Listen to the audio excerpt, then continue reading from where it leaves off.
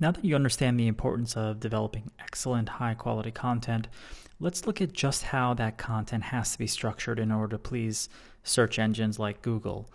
Now, we talked about the content being unique, high in quality, crawlable, with a great user experience that's keyword centric and responsive.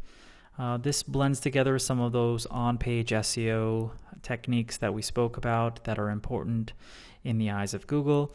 But let's look at the content itself and how we're going to structure it and make it so that it's optimized for SEO so that we can get ranked on Google SERPs for our keywords. So when we talk about on-page optimization, we are talking about the architecture, the HTML of the website, but we're also talking about all the content on the page itself. Now, whether you're using WordPress or you're just writing out the content and you're a web developer, we have to ensure that we kind of abide by these rules so that we can best rank our content on Google SERPs. So there are a few things to keep in mind now. We want to ensure that when we're doing the title tag, that our primary keyword is in our title tag. So, if you did your keyword research and you found your primary keyword, put it in your title tag and put it at the beginning. So you want it to actually start the title tag. So that's going to be your H1. So in a system like WordPress, it's going to take your post name, use it in the URL if you have the permalinks post name tag option highlighted, and it's also going to use it in the H1 tag and the title tag. So, but you also want to use your primary keyword in the H2 tag and the H3 tag one time, at least one time. Now, you can use an LSI matched keyword. For example, we spoke about LSI, a keyword that's relatively similar but not exactly the same. That adds to the organic nature of the content, but I would say for the primary H1, H2, and H3 tags, you should try to put some variation of that primary keyword. You don't have to try to stuff it in there, in the H1, H2, and H3 tag over and over again. You don't want it to have the same exact keyword over and over again. You want some variation of it, but you want to have that primary keyword included. So another important thing you want to keep in mind is to have your primary keyword at least show up in the first paragraph and the last paragraph of your content. This sends an important relevancy signal to Google that signifies that your content is about this keyword. Because you could also put the primary keyword in the first sentence and the last sentence, but at least you want to have it in the first paragraph and the last paragraph, because this really does send that really, really important relevancy signal to Google. You also want to use your primary keyword in the image alt tag for the page.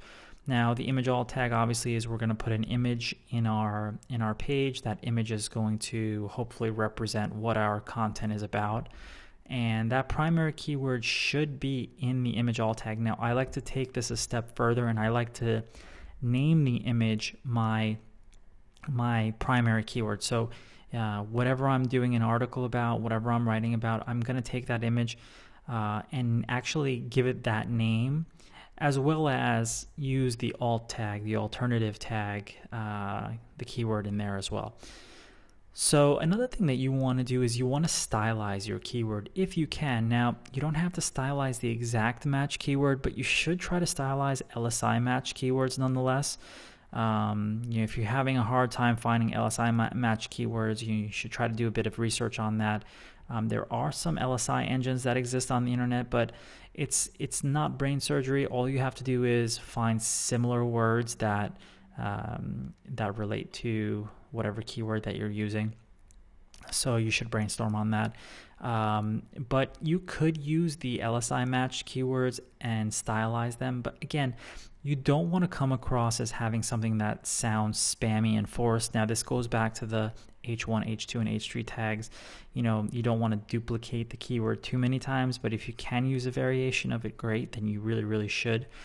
Again, these are all sending those important relevancy signals about what the page is about. So you want to stylize your keyword. Then the next important thing is the keyword density. This is probably one of the most important things that you want to do about your about your content is reach a minimum density of 2% of that keyword. So let's say you have 1,000 words, 2% would be 20 keywords in there. So that might sound like a lot, but you don't want 20 exact match keywords. You want some variation of LSI match keywords to exact match keywords. I would go with around 70% of the LSI match keywords to 30% of the exact match keywords, and you could flip it back around. You could do 70% exact match, 30% LSI match. Now, this might sound really, really confusing to you. You don't have to adhere strictly to these guidelines. Most importantly, you want something that sounds natural and organic, and you don't want it to come across spammy and forced whatsoever. But you should create some guidelines for yourself. Go through your content, see how many times you're hitting those keywords, because Google really does want to see that this article is about this keyword. Now, if you're doing a 1,000-word article, then it's not that hard to hit 20 keywords, especially if you're using the LSI matched and the exact match or some combination of the two. You don't have to, again, adhere strictly to, the 70-30%, but pick something that works for you. Just ensure that Google gets that all-important relevancy signal that this is what this content is about. Other thing to keep in mind in here is on number 6 is to use the primary keyword in your meta description. Now, WordPress doesn't have meta description built into it, at least right now it doesn't.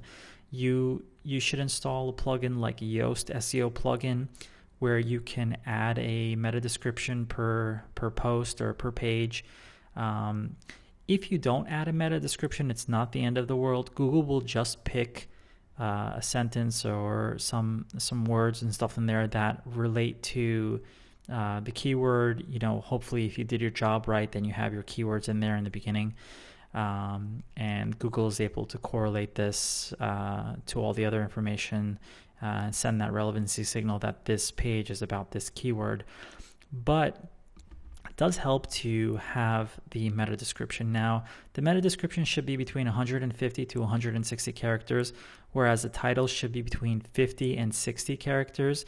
So you don't want, when you're writing the title of your page, you don't want to go beyond 60 characters. I would keep it at around 55 characters, because after that you get cut off and it has the ... and it doesn't really look that great. So again, 50 to 60 characters on the title tag and 150 to 160 characters on the meta description. Last but not least, with number 7 here, you see the permalinks post name option. This relates to the URL structure that we already talked about before. You want to have your keyword in the URL, so you want to have some system that's set up where it will show the keyword within the URL itself. Now, this is going to use that. This is going to use the htaccess file to do some sort of permalinking structure. You don't have to worry about it. All you have to do is turn it on in WordPress. If you're not using WordPress, then you'll have to sort out some sort of system or just save your file as your primary keyword. And these are the important things to keep in mind about the overall structure of your content that you're writing on your website.